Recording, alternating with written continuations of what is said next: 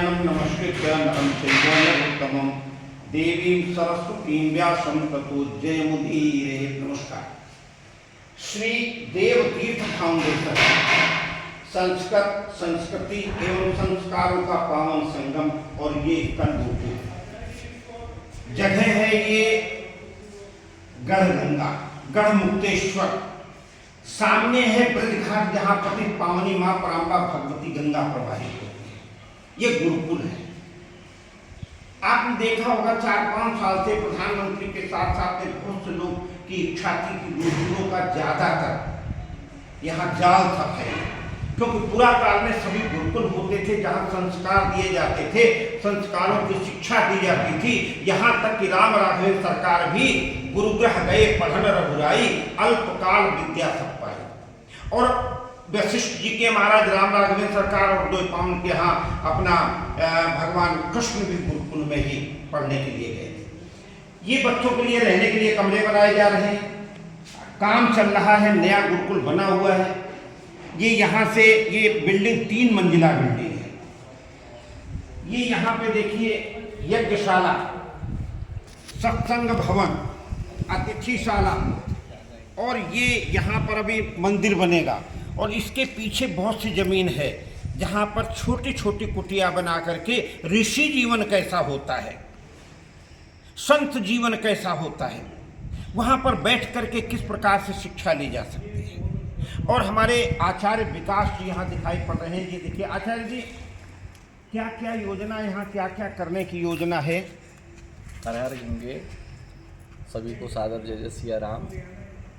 जैसा आप देख रहे हैं, ये गुरुकुल का नवीन परिसर निर्मित हो रहा है, लगभग कंप्लीट है।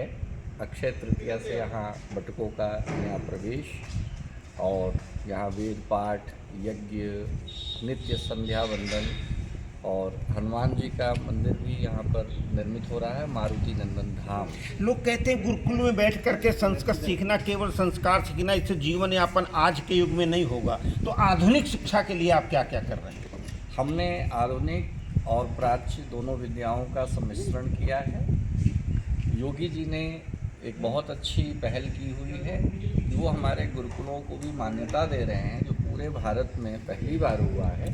तो हमारे बच्चे जो प्रथमा, मध्यमा, शास्त्रीय आचार्य करेंगे, वो यूपी बोर्ड के द्वारा उत्तर मध्यमा यानी 12वीं तक की मान्यता उनको मिलेगी, उनको सर्टिफिकेशन मिलेगा। और सबसे बड़ी बात है कि बच्चे चाहें तो आगे साइंस साइड में भी जा सकते हैं। ऐसी पाठ्यक्रम व्यवस्था उत्तर प्रदेश। ये देखिए, ये लिखा हुआ है ना, आवासीय सुविधा, समग्र शिक्षा, आधुनिक आध्यात्मिक योग ध्यान, शुद्ध भोजन, संस्कार और चरित्र निर्माण, शारीरिक गतिविधियाँ, स्मार्ट क्लासरूम, कंप्यूटर इंटरनेट सुविधा, science math labs, health medical सुविधा, ट्रांसपोर्ट सुविधा, मॉडर्न हॉस्टल, सुरक्षा, CCTV 24/7 देखरेख, स्पोर्ट्स और fitness, parents connect system, career और स्किल डेवलपमेंट। ये कुलपति हैं डॉक्टर राजेश्वराचार्य जी, ये कुलाधिपति हैं स्वामी जगदीश्वरानंद जी, और ये संस्थापकाध्यक्ष है आचार्य श्री विकास जी, गुरु जी जिन्हें कहा जाता है। ये देव तीर्थ फाउंडेशन द्वारा संचालित है।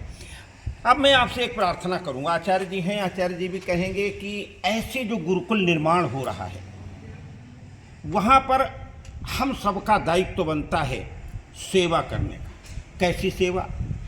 कहीं आस पड़ोस जो बच्चे संस्कृत और गुरुकुल पढ़ना चाहे, उन बच्चों को भेजना, उनके उदर पूर्ति का साधन करना, इस पूरे परिसर को बनाने के लिए जगह समग्र व्यवस्थाएं करने के लिए सहयोग करना, इनके भोजन व्यवस्था, शयन व्यवस्था, सारी व्यवस्थाओं में कहीं न कहीं योगदान करना। और अगर आप कुछ नहीं कर सकते हो तो कम से कम इतना तो कर सकते हो, कभी आप गढ़मुक्तेश्वर आएँ तो ये देव तीर्थ फाउंडेशन यहाँ आके दर्शन जरूर करें, और बच्चों के द्वारा अनवरत हो रहा वेदाभ्यास, वेदोच्चारण और वेद श्रुतिचारण, अपना रामचरितमानस, गीता, इन सब का जो शिक्षा यहाँ दी जाने वाली है, उसके एक बार दर्शन जरूर करें। ये तो सेवा कर सकते हैं ना। आप चाहे मुंबई में हैं, आप चाहे कलकत्ता में हैं, आप चाहे मद्रास में हैं, भारत के किसी कोने में हैं, अगर कभी आपको गढ़ मुक्तेश्वर, जहाँ मुक्तेश्वर भगवान विराजित हैं, जहाँ पर स्वयं पांडव भी तपस्या करने के लिए आए, जहाँ भगवान कृष्ण भी आए, ऐसे गुरुकुल में बैठ करके हमारे साथ बैठ करके थोड़ा सा भोजन करके जरूर जाएं। प्रयास है इन सब व्यवस्थाओं का, कितना कर पाएंगे तो आप लोगों का सहयोग पर निर्भर है।